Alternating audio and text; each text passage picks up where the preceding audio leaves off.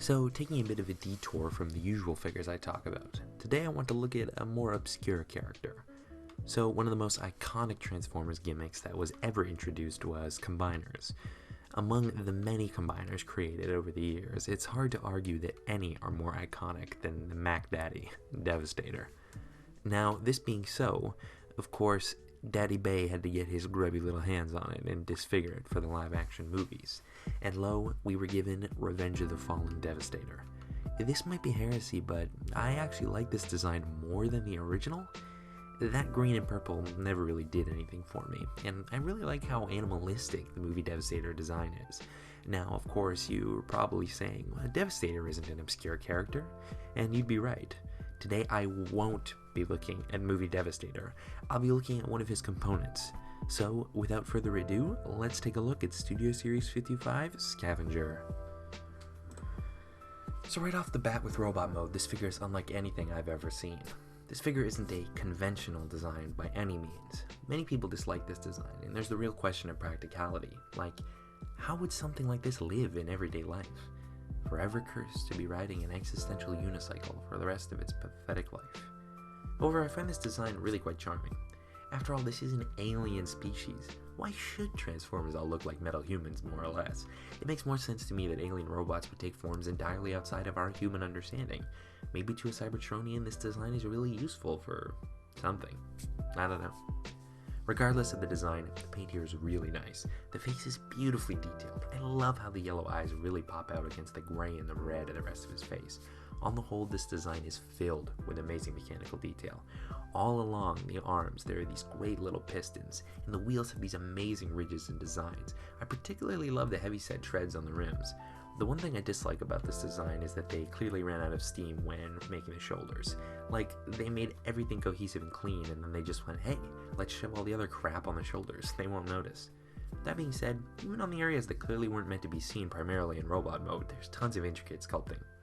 Because of this design, you would think that it would be hard to stand this guy up, but luckily, due to a design choice we'll get into later, the bottom wheel is knobbly and gives lots of options for standing.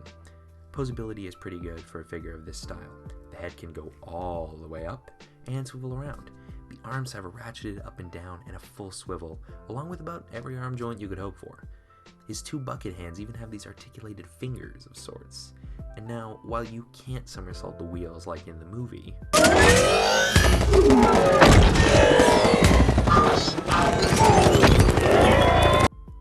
his shoulders have a full range of swivel, which can be used at your leisure. Finally, he has an interesting twisting joint that connects to the bottom wheel. So that's robot mode. Transformation on this figure is cool. The first time you do it, it can be slightly fiddly, but once you do it a few more times, it becomes really intuitive. One thing I kinda dislike is how they cheat the wheels into becoming treads by having them just fold out. Unlike the Revenge of the Fallen version of this figure, which uses rubber treads and a sliding mechanic to actually physically morph the wheels into treads. Now that is ingenious design. By contrast, this transformation is a bit lazy. Nonetheless, it's satisfying to complete, so it appeases me all the same. And now we have excavator mode. What impresses me the most is how this figure can go from a rounded, organic look to this very mechanical, boxy design.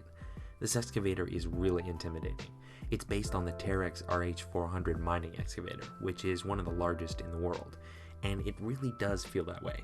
Oh, look at those stairs! Those are where a human would walk. Point being, this vehicle really feels enormous. And there are a few things I dislike about this design though. For one, the back is just nothing. Like the shoulders of the robot, you really get the sense that they just shoved whatever was left back here. In addition, if you look at this vehicle from the top, the illusion that it's solid totally disappears.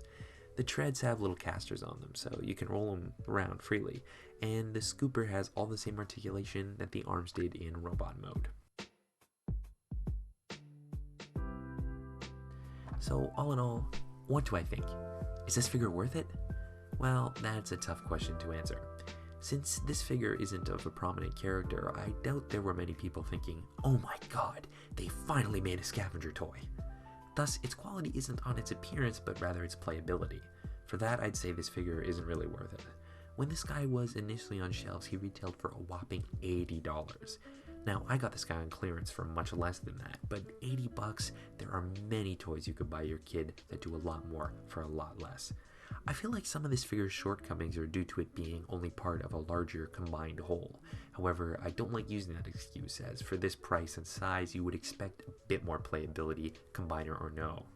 Nonetheless, I am very charmed by this design, and I wouldn't give him away for the world. So, if you're an avid Transformers Bayverse fan or a Studio Series collector, this is a must buy. Otherwise, not so much. If you like the design and find it cheap, then maybe, but otherwise I'd say you should pass. Remember to like and share if you enjoyed this video, and maybe even subscribe if you want to see my content right on your feed. Well, my time here has been brief, but I can't say it hasn't been fun.